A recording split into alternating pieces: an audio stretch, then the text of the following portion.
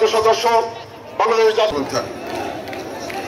Advocate Rafiqul Islam জুল্লাহ সহ যুগ্ম সাধারণ সম্পাদক মাত্র দলের সম্মানিত নেতৃবৃন্দ ভাই এবং জেলা বিএনপির নেতৃবৃন্দ আমাদের মাঝে উপস্থিত জামালপুর সদর উপজেলা বিএনপির সম্মানিত সর্বপ্রথম শেখ মুজিবুর রহমান এই বাংলাদেশের গণতন্ত্রকে হত্যা করে বাকশাল কায়েম করে গণতন্ত্র বিপন্ন করে রাষ্ট্রীয় ক্ষমতা দখল করেছিলেন। এই বাংলাদেশের মালিক বনেছিল আওয়ামী বাকশালী শাসক গুটি এবং শেখ পরিবারের সন্তানেরা। বাংলাদেশের মানুষ তাদের গোলামে পরিণত হয়েছিল, স্বাধীনতা প্রশ্নবিদ্ধ হয়ে পড়েছিল। আমরা পরবর্তীতে দেখেছি স্বৈরাচার এরশাদ বন্দুকের নল দেখে বিএনপির নির্বাচিত সরকারকে হটিয়ে স্বৈরাচারী কায়দায় ক্ষমতার মস্তক দখল করে আবার গণতন্ত্রকে বিপন্ন করে দীর্ঘ ৮ বছর স্বৈর শাসন কায়েম করেছিলেন।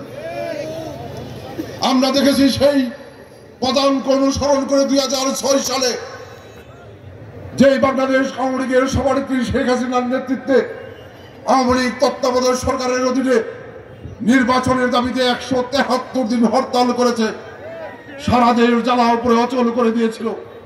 যেই শেখ হাসিনার নেতৃত্বে তত্ত্বাবধায়ক সরকারের প্রধানের নিরপেক্ষতার প্রশ্ন তুলে লগি বৈঠা দিয়ে মানুষ খুন করে নির্বাচন বানচাল করে নির্বাচিত সরকার উঠিয়ে অনির্বাচিত মঈনুদ্দিন ফখরুদ্দিন সরকার কায়েম করেছিল, সেই শেখ হাসিনা একটি ষড়যন্ত্রের নির্বাচনের মধ্য দিয়ে ক্ষমতায় অধিষ্ঠিত হয়ে জাতীয় সংসদে বিল পাশ করে তত্ত্বাবধায়ক সরকার ব্যবস্থা বাতিল করে দলীয় সরকারের নির্বাচনের প্রক্রিয়া শুরু করেছিলেন, যার মধ্য দিয়ে গত ১৭ বছর বাংলাদেশের প্রশাসনকে উলঙ্গভাবে দলীয়ভাবে ব্যবহার করে জনগণকে ঘুমের মধ্যে রেখে জনগণকে ফাঁকি দিয়ে নির্বাচনের নামে প্রহসনের মধ্য দিয়ে ভোটার ছাড়া নির্বাচন দিয়ে আওয়ামী লীগ জোর করে ক্ষমতার মস্তক দখল করে রেখেছিল। ১৭ বছর এই বাংলাদেশের মালিক বলে গেছিল শেখ হাসিনার নেতৃত্বে আওয়ামী বাকশালী স্বৈরাচার গোষ্ঠী এবং শেখ পরিবারের সন্তানেরা। বাংলাদেশের মানুষ তাদের গোলামে পরিণত হয়েছিল। বাংলাদেশের মানুষ সেই গোলামীর জিঞ্জির থেকে মুক্তি পাওয়ার স্বপ্ন দেখেছে, সংগ্রাম করেছে। যেই সংগ্রামে গত ১৭ বছর এদেশের গণমানুষের প্রিয় দল বিএনপি অবিচল নেতৃত্ব দিয়েছে। বিএনপি গত ১৭ বছর এই বাংলাদেশের মানুষকে ঐক্যবদ্ধ করে স্বৈরাচারের পতন, গণতন্ত্রের মুক্তি, নিরপেক্ষ সরকারের অবাধ সুষ্ঠু নিরপেক্ষ নির্বাচনের দাবিতে সংগ্রাম করেছে। প্রিয় ভাই আমার, এই সংগ্রাম করার কারণে বিএনপির অবিসংবাদিত নেত্রী বেগম খালেদা জিয়াকে অন্যায়ভাবে ২.৫ বছর অধিক সময় জেল কাটানো হয়েছে। বেগম খালেদা জিয়া বয়োবৃদ্ধ, সুস্থভাবে চলাফেরা করতে পারে না, জেলখানায় অসুস্থ হয়ে পড়েছিলেন। স্বৈরাচার শেখ হাসিনা তার চিকিৎসার সুযোগটুকু পর্যন্ত দেয় নাই। বেগম খালেদা জিয়া এই দেশের মানুষের মুক্তির কথা বিবেচনা করে নিজের জীবনের ঝুঁকি নিয়েছেন, মৃত্যুর সাথে পাঞ্জা লড়েছেন, স্বৈরাচারের কাছে মাথা নত করে নাই, স্বৈরাচারের সাথে আপোষ করে নাই।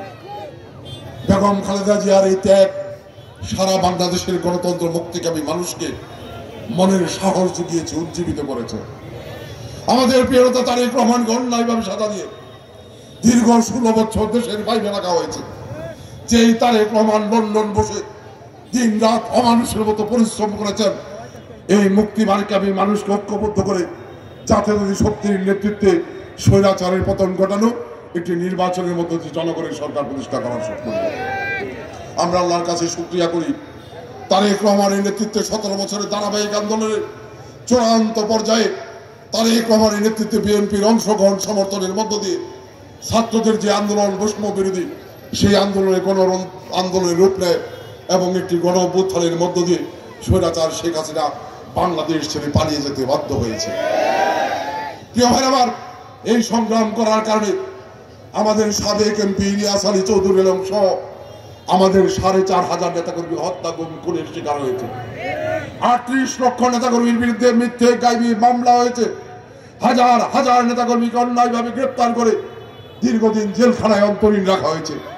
বিএনপির নেতাকর্মীরা দিনের পর দিন, মাসের পর মাস বাড়িতে থাকতে পারে নাই। অনেকে স্ত্রী সন্তানের মুখ দেখতে পারে নাই, অনেক স্ত্রী তার স্বামীর মুখ দেখতে পারে নাই, অনেক বাবা সন্তানের মুখ দেখতে পারে নাই, অনেক সন্তান বাবার মুখ দেখতে পারে নাই।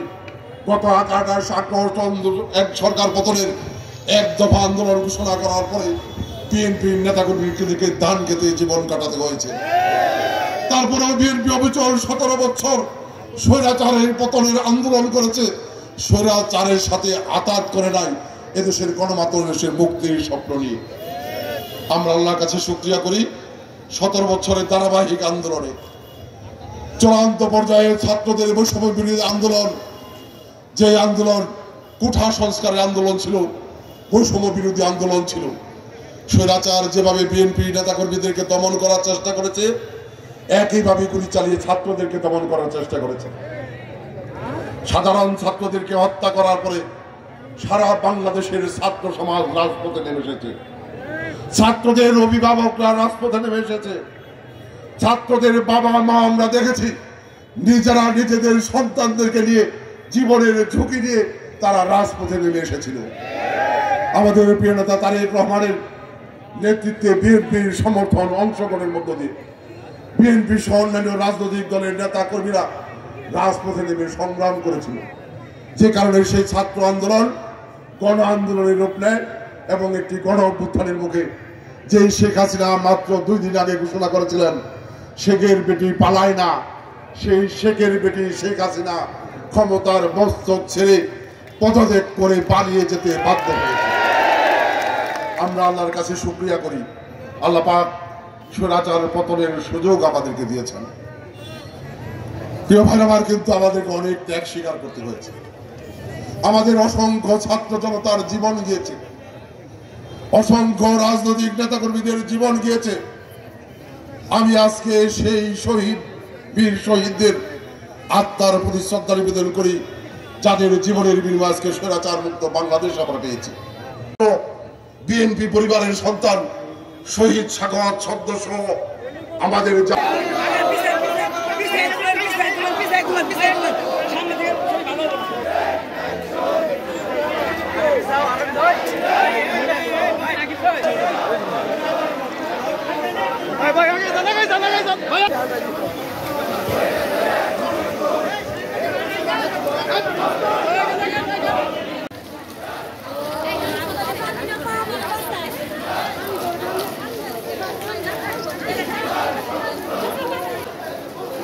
দেশের